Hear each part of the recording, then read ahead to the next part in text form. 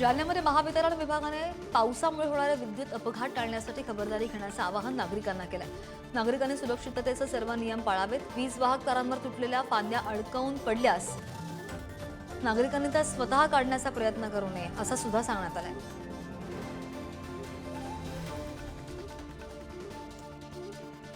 साताऱ्यामध्ये नवीन पुलाचं बांधकाम सुरू असल्यामुळे ठोसेघर मार्गावर वाहतूक विस्कळीत झाली होती।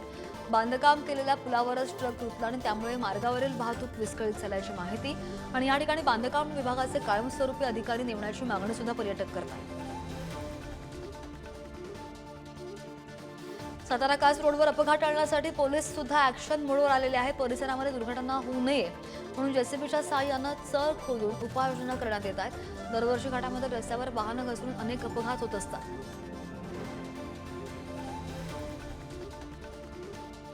कृष्णा नदीच्या पाण्यावर तेलकट तवंग दिसत होता आणि सांगलीच्या पलूसमधील अमळापूर परिसरामधून हा प्रकार समोर आला। त्यामुळे प्रदूषण नियंत्रण महामंडळाने तातडीने याची दखल घ्यावी तसंच रसायनयुक्त पाणी सोडणाऱ्यांवर कारवाई करण्याची मागणी सुद्धा नागरिक करतात।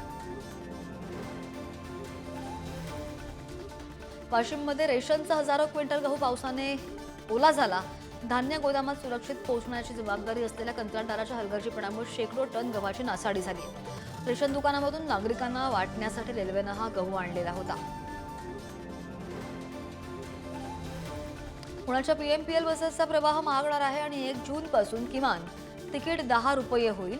मागील दरामध्ये किमान प्रवास दर 5 रुपये होता, मात्र आता तो 10 रुपये करण्याचा निर्णय घेतला गेलाय। या दरवाढीनंतर उत्पन्नामध्ये 30% वाढवण्याची पीएमपीएलला अपेक्षा आहे। चंद्रपूरमधील नवीनच बांधलेल्या चिमूर बसस्थानकाची दुर्दशा झाली आहे। पहिल्याच पावसामध्ये या नवीन बसस्थानकाचे सीलिंग कोसळलं। मागील आठवड्यामध्ये या बसस्थानकाच्या स्वच्छतागृहातील नळ तसंच दारं तुटलेल्या अवस्थेत दिसत होती आणि यामुळे प्रशासनाचा भोंगळ कारभार चव्हाट्यावर आलाय। लोणावळा खंडाळा दरम्यान जुना मुंबई पुणे महामार्गावर प्रचंड वाहतूक कोंडी झाली। वीकेंड होता आणि त्यामुळे मुंबई आणि पुण्यामधून मोठ्या संख्येने पर्यटक लोणावळ्यामध्ये येत आहेत। त्यामुळे महामार्गावर वाहनांच्या रांगा लागल्या। इंदापूरमधील भिगवण बस स्थानकात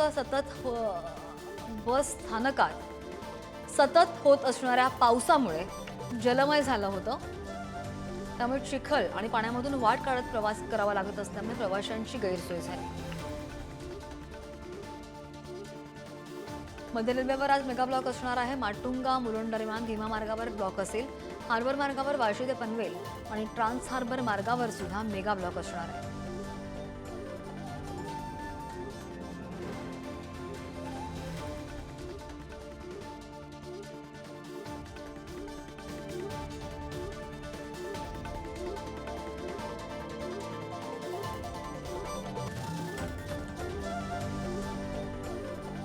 मुंबईच्या दहिसर पूर्व ते डीएनए नगर मेट्रो 2A आणि दहिसर पूर्व ते मुंबई अंधेरी पूर्व मेट्रो 7 या मार्गिकांसाठी भाडे निर्धारण समिती स्थापन करण्यात येणार आहे आणि यासाठीचा प्रस्ताव MMRDAनं राज्य शासनाला पाठवला आहे। या मार्गिकांवर दररोज 2.65 लाख प्रवासी प्रवास करतात।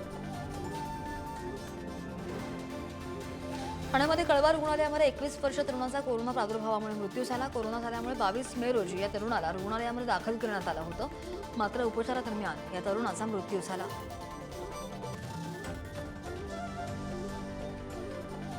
ठाणे सिव्हिल रुग्णालयामध्ये कोरोना रुग्णांसाठी 40 खाटांचा विशेष कक्ष तयार करण्यात आलेला आहे।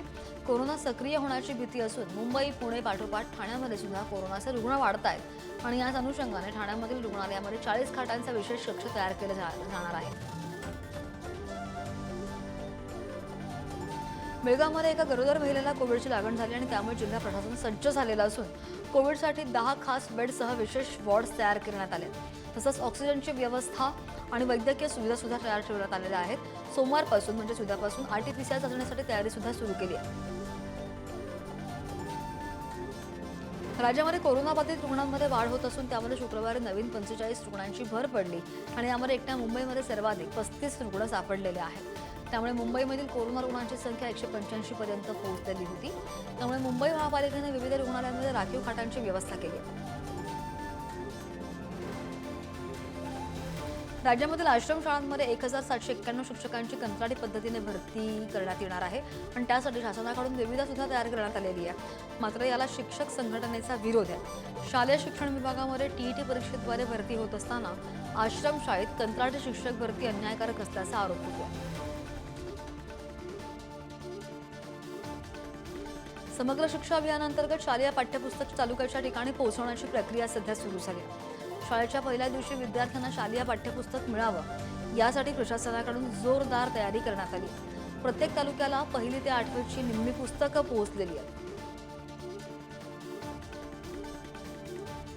हिंगोली शहरामधील पंप हाऊसमधील वीज पुरवठा वारंवार खंडित होत असल्यामुळे अनियमित पाणी पुरवठा होतोय आणि याच प्रकारे जिल्हाधिकाऱ्यांनी महावितरणच्या कामकाजावर नाराजी व्यक्त केली आहे. वेळेचा विद्युत पुरवठा दुरुस्त करा, अन्यथा कारवाईला सामोरं जावं लागेल असा इशारा सुद्धा जिल्हाधिकाऱ्यांनी दिलाय.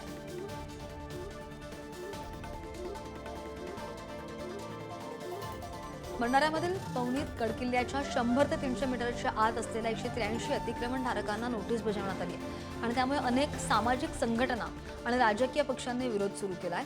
दरम्यान पवनी नागरिक संघर्ष समितीने आमदार आणि खासदारांच्या घराला घेराव घालण्याचा इशारा दिलाय. कोल्हापूरमध्ये लक्ष्मीपुरातील एका दुकानामधून 25 लाखांचं प्लास्टिक जप्त करण्यात आलंय. पालिकेने शहरामध्ये प्लास्टिक बंदी मोहीम राबवली आणि त्यावेळी एकाच दुकानामधून जवळपास 2 ते 3 डंपर भरतील इतकं प्लास्टिक जप्त करण्यात आलंय. गडचिरोलीमध्ये जिल्हाधिकाऱ्यांच्या अध्यक्षतेखाली मॅरेथॉन बैठक पार पडली. वन विभागाच्या परवानग्या अभावी प्रलंबित रस्त्यांची कामं पावसाळ्यापूर्वी पूर्ण करण्याचे आदेश देण्यात आले आहेत.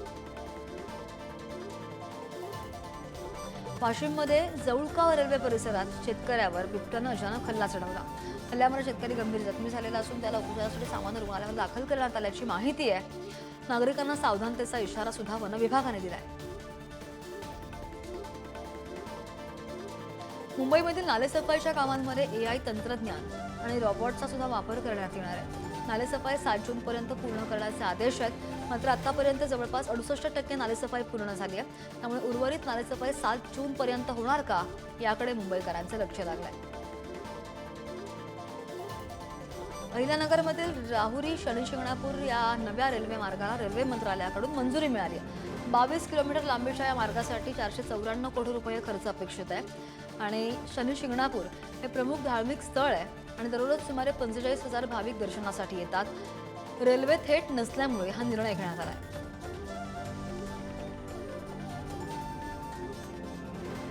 इंदापूरमध्ये एका हळदी समारंभामध्ये मंत्री दत्तात्रय भरणे यांनी गाण्यावर ठेका धरला.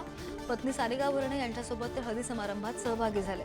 त्यांचा हा डान्सचा व्हिडिओ समाज माध्यमांवर व्हायरल होतोय. सातारा जिल्ह्यामध्ये तीर्थक्षेत्र सोळशीमध्ये शयनेश्वर जन्मोत्सवाच्या निमित्ताने पारायण सोहळ्याचं आयोजन करण्यात आलं आणि आजपासून पारायण सोहळ्याला सुरुवात झाली. 3 दिवस हा सोहळा चालणार असून सोहळ्यासाठी भक्त मोठ्या संख्येने गर्दी करतात. मान्सूनपूर्व पावसामुळे अमरावती जिल्ह्यामध्ये शेतीची कामं थांबलेली आहेत. मे महिन्याच्या शेवटच्या आठवड्यामध्ये खरीप हंगामाची तयारी सुरू असते.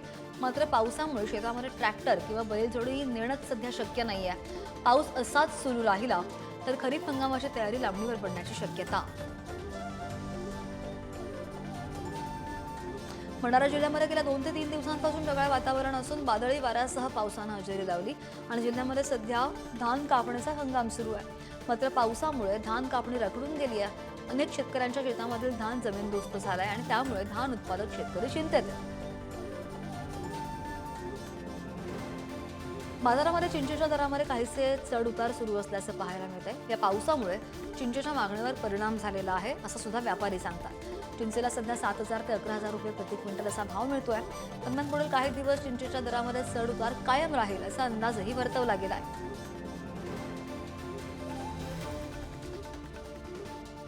यंदा खरीप आणि रब्बी अशा दोन्ही हंगामातील शेतीमध्ये विक्रमी उत्पादन झाले. त्यामुळे गहू वगळता इतर सर्व प्रमुख शेतमालाचे बाजारभाव किमान आधारभूत किमतीपेक्षा कमी आहेत. अन्नधान्य आणि डाळी यांच्या किमती मोठ्या प्रमाणामध्ये पडलेल्या आहेत. कांद्याच्या दरामध्ये सुधारणा झाल्याची माहिती.